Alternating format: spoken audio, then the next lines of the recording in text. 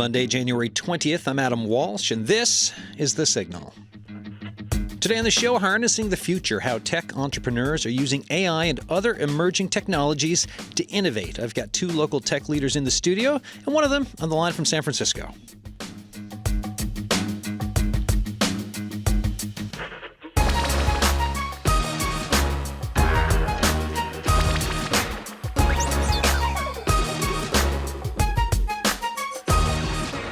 A little housekeeping, I suppose. Show notes, 12:30 Island time.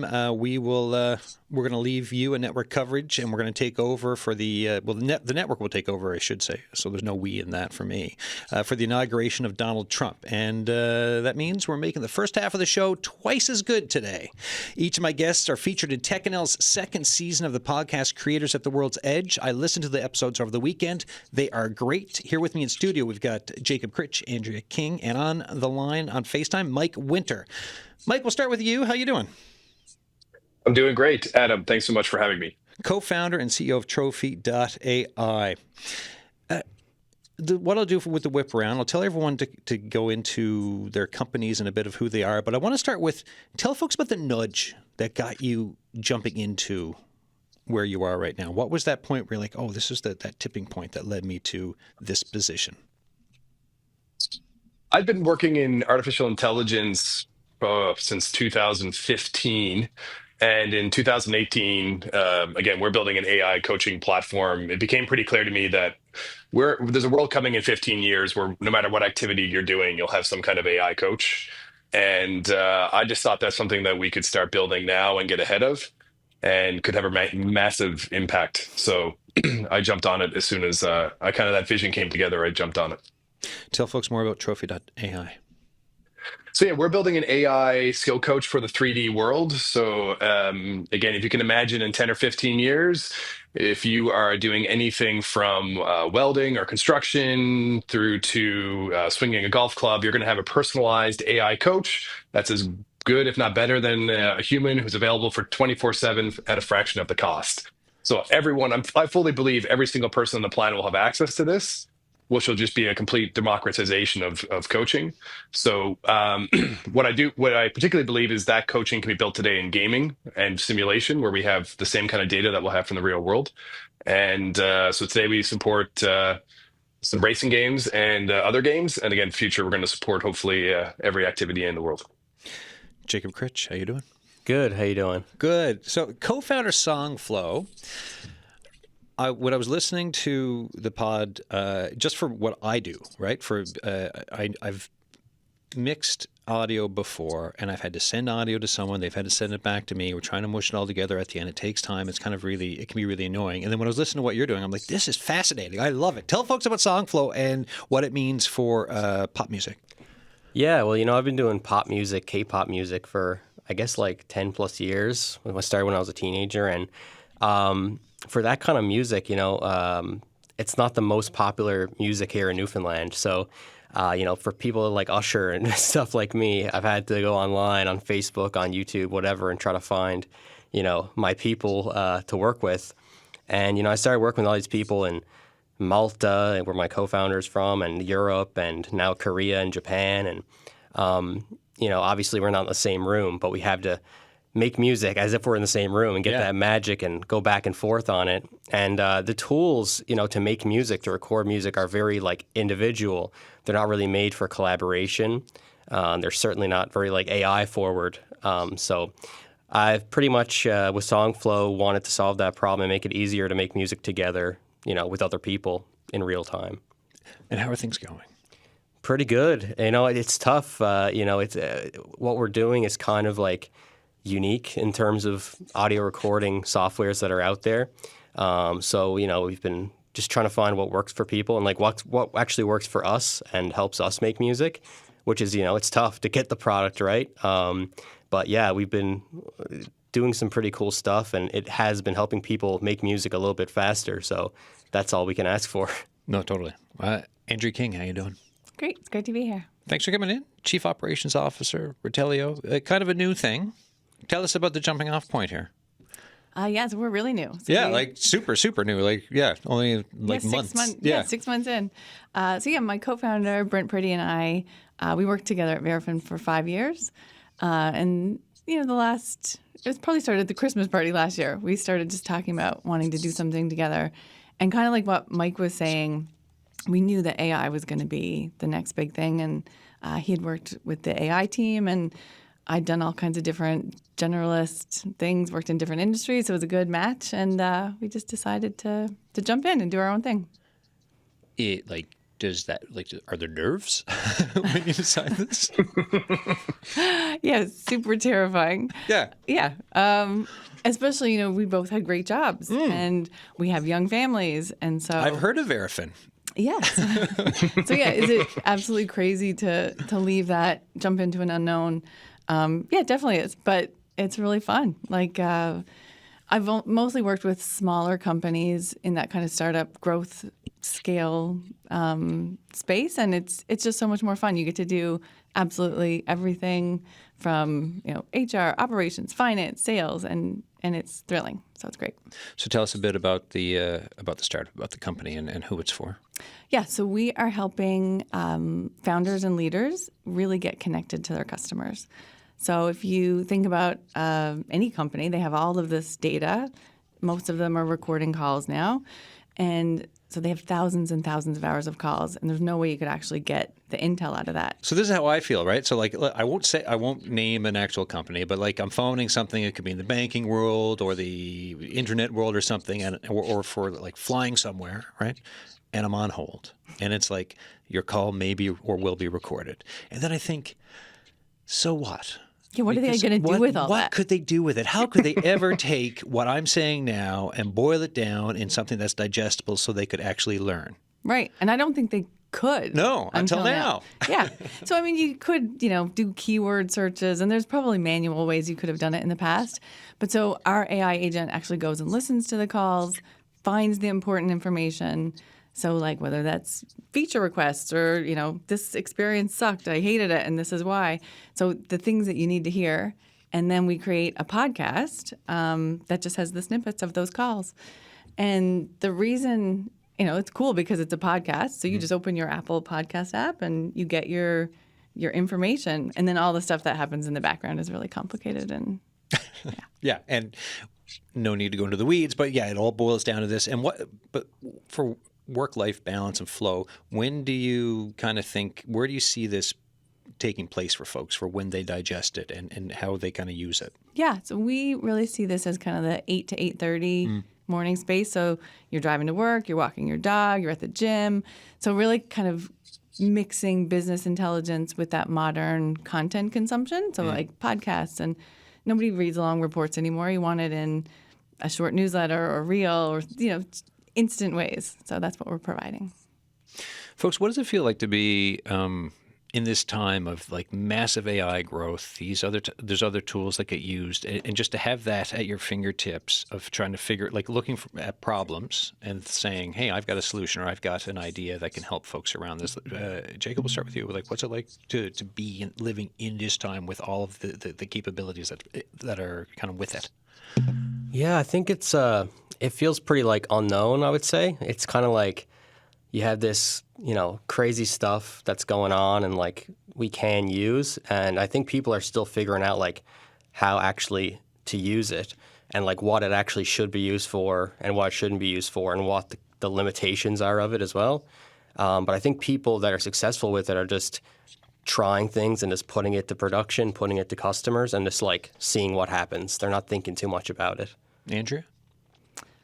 I mean, there's some tools that are great and do make you more efficient, and then there's others where you're like, I got to go figure out how to use a new dashboard and figure out how to use this. So some speeds things up, and others can slow you down. Yeah, it's just about figuring out what tools are for the toolbox that you want to kind of use for building something. Mike, being in San Fran, the land of self-driving cars, what's it like to be in that ecosystem? Yeah, I mean, to talk about AI and what I'm seeing down here. So I'm working with an investment firm here. I think this is, the general consensus is this one will be one of the most remarkable platform changes in history. If you look at like personal computers and mobile and the internet, like this will completely take that out of the park. We're talking about creating AI humans to automate almost every task that we do today.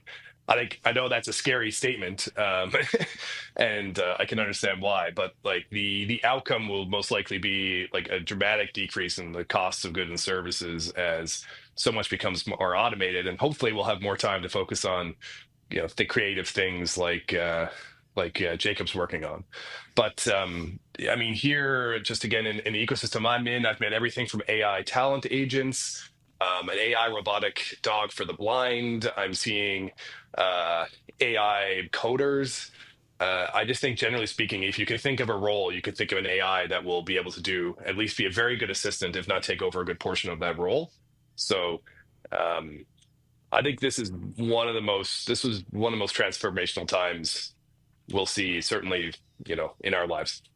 Why is it so important for you to go back? I mean, obviously, people can make the connection, right, of you with your company and why you're going to Silicon Valley, why you're going to San Francisco. But why is it so important specifically for you to be in San Francisco to do work when you're based out of St. John's, Newfoundland and Labrador?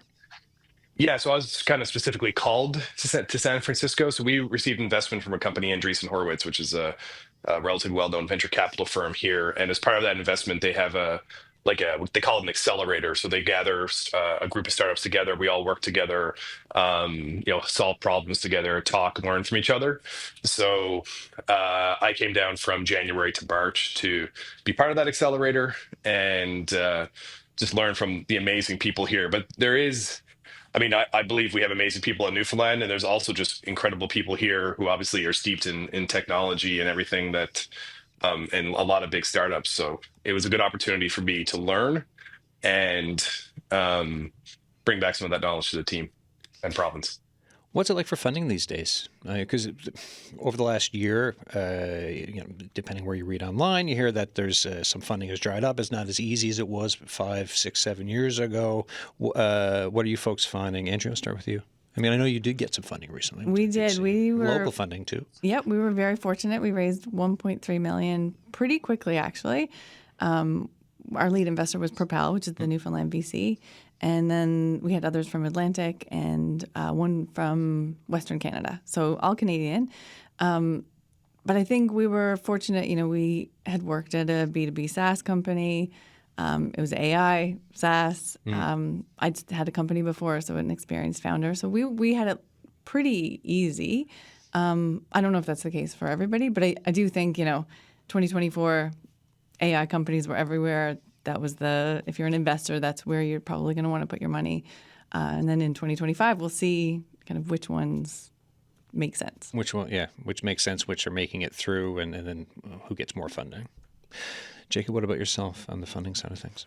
Well, from what we've seen, I don't know if harder is the right word or if easier is the right word for certain things. It's definitely AI focused from what I'm thinking. If you're not doing AI and you're doing something from 5 years ago, then it's probably going to be a lot harder. If you are doing AI, it's probably going to get interest, but also since it's quote unquote easy for someone to make a AI company, right? There's good and bad AI companies, but there's going to be a lot more of them.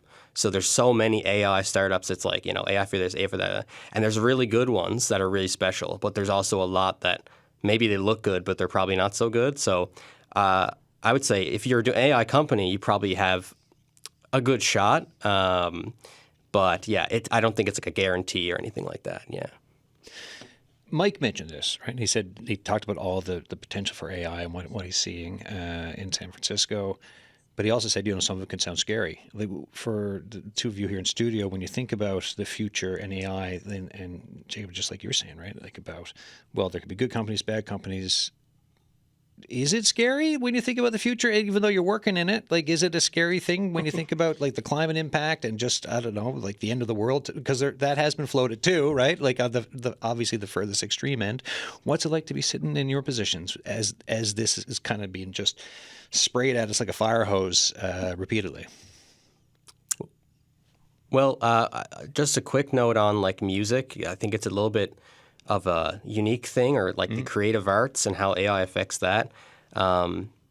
I think AI, like, for automating like the boring stuff is like game changer, right? Like it's awesome. If you can automate what people don't want to do, perfect. Yes, if something can email for me and do the Adam thoughts on that, great, because I would rather not. Yeah, but like it's kind of funny how AI actually kind of started affecting creative work first rather than boring work. I think boring work is like a harder thing to solve, whereas creative work is a little bit more abstract. So we saw people generating songs and images and videos first, and I think that is kind of like not so all great, like for people that spent their whole lives being super good at singing or making songs, and then like people are just like, oh, I'm going to make a pop song, and then just press generate, and then that could get placed in a TV show or whatever and earn sync money, or so it's a little bit less cut and dry there. I think like as a creator, it's really awesome if you can use that to empower yourself, but like not replace yourself in the process.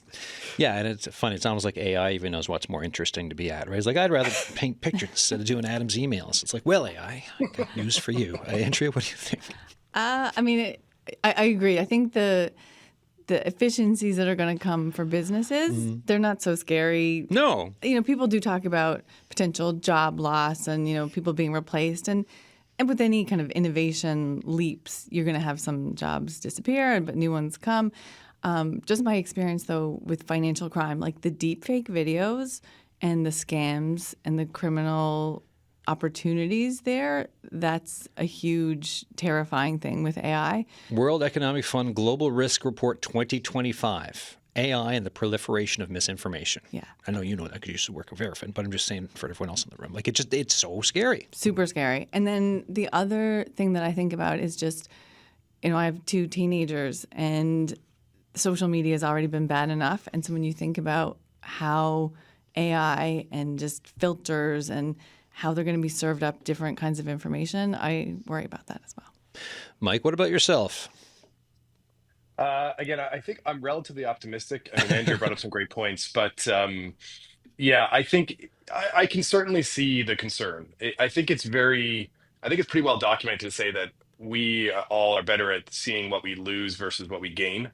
So it's hard for us to envision this kind of AI robotics future that's coming versus thinking of all the things that we might lose in that journey. But there's so many things that I'm optimistic about. I mean, medicine alone is something I think that would be completely transformed. We had a really interesting talk from the head of Adobe, and he was just talking, think about how personalized medicine can be if an AI is able to track your entire, when you go to a doctor, they kind of have 15 minutes with you, of which they're trying to scan through like the doctor's notes and understand what's happening. But an AI will be able to be absolutely personalized to you, again, available 24/7, have read all of your notes, like understand all the latest journals and material and be able to help you. And if you start thinking through use cases like that, I think it's a pretty bright future coming, but we certainly have to be aware of, I think, anything around job loss. We're going to need to provide support for that because that may come quicker and then we can help transition. And I agree with Andrea, there's certainly, and I don't think a lot about crime, but I think if you're steeped in that world like she is, you can start to think of all the things they can do there. We're going to be ending the show early today because of the Trump inauguration. Mike, I'm just kind of wondering, is there any different vibe where you are today given what's happening? Or, and also I know the New York Times and the Wall Street Journal are saying, well, no tariffs today. Apparently that's the reporting out of the U.S. for the Trump tariff threats. But is that something that's in your mind as you do business and you go back and forth to places like San Francisco? Not quite as, I think the general consensus here that I hear is that Donald Trump he's putting himself in a negotiating position. Like he's trying to blow smoke. He's trying to make us put in a weak position. Like I don't agree with that approach, but that is his approach. So when he makes these very bold statements, like us becoming a 51st state, or he's going to put a 20% tariff on, I don't think and he also said he's going to deport 15 million people. I don't think he'll actually do those. Those are just strong positions he's taking to make the moves forward he wants to take. Now, again, I fully don't support that approach. So personally, I'm not concerned yet. If he does obviously go through with it, it means a lot for all Canadian companies. But my instinct is he's just kind of putting himself in a strong bargaining position. Andrea, what about you? Because we're so new, 6 months in, we just launched our first version of our product. So we're focused on product market fit, making our first customers happy and kind of ignoring impacts on from just keep pushing external through. sources. Like, we're trying to lift this thing up off the ground. Yeah. All right, Jacob. Well, I don't know Trump's position on music? pop or K-pop and how that might affect He us. loves music. Like, He loves music. He loves certain types of music. Yeah, so he loves YMCA and Village does, People. yeah. So I don't know how that's going to affect the climate of American pop music, but it's not looking good, at least in that regard. So Yeah, change in taste. As we wind down, only a few minutes left here. Tell me about the future, either your future, where you think your companies are going to be, or if you've got another type of crystal ball for the industry. Mike, we'll start with you. What's whether it's trophi.ai or just yourself or the industry, what are you seeing coming in the next 5 to 10 years? Yeah, I think, again, it'll be pretty transformational. We're going to see a lot of automation coming across, again, from robotics and artificial intelligence in almost any area you can think of. I really think that will be a world in which, the things like the 4-day work week or the 3-day work week might become, if you go, say, let's jump 30 years in the future, I think when we have a lot of this automation around, we may have to kind of redefine what our lives are. It may not just be about work. Like, we may have so much automation in our work that we can spend our times doing more, things that we want to do. So I'm relatively positive. Again, we just have to make sure that we find a way to transition during this period where there's going to be a lot of upheaval. I can spend my time making songs using AI, and then Jacob can kill me. Jacob, what about yourself? I think the one thing I kind of think about sometimes is like, if AI automates everything, like what are we going to do? Like, because I think people actually do work and do hobbies, and even if it's not necessary and if they don't have to, or if it could be automated, like there's I would say a huge amount of jobs actually aren't required and that people work them, but it could technically be automated even before AI. So I think there is something to be said for like, what is the point of humanity and like what do we want to do with our lives? Because I think if everything's automated, we will become depressed. And you see that when people retire, it's like, what do I do now? So it's like, I think we should do work and like have a purpose in life too. So Purpose is nice, right? I like purpose. Andrea, what about yourself? Well, I think for Retellio, very simple. Just we're taking data, big data, analyzing it, personalizing it. But if I look out in the future, kind of like what Mike was saying about your personal coach, we're going to have this AI chief of staff, for every leader. And so you're kind of looking at all the things you can instantly know, and then predictive analytics for the future, and all that's great. And then when you think about I can easily go down the catastrophizing route of it's great to think about, all this time and going on all these vacations and just having fun. But I'm kind of with Jacob in that it just feels like there'd be this huge question of purpose and meaning, and too much time might be dangerous. Your podcast drops tomorrow, I think it is, with creators at the World's Edge. So, folks, wherever you get your podcast, check it out. I had a sneak peek, listen to it. It's great. All 3 are great episodes. So wherever you get your podcasts. And gosh, I think we're pretty much out of time here today. So thanks, folks, so much for this. Mike Winter, thanks for being on the line early in the morning from San Francisco. And Andrea King and Jacob Critch, thanks for coming in for this. Thank you. thank you. All right, everyone. That's it for today's show. And like I said, if you want to hear more about these folks, Season 2 of Creators at the World's Edge, wherever you get your podcasts, tomorrow on the show.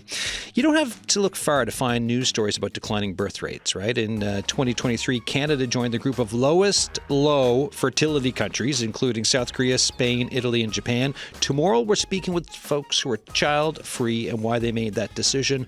Up next, network coverage of the presidential inauguration of Donald Trump as he officially moves back into the White House. Thanks for listening, folks, and we'll be back here for a full show tomorrow. Cheers.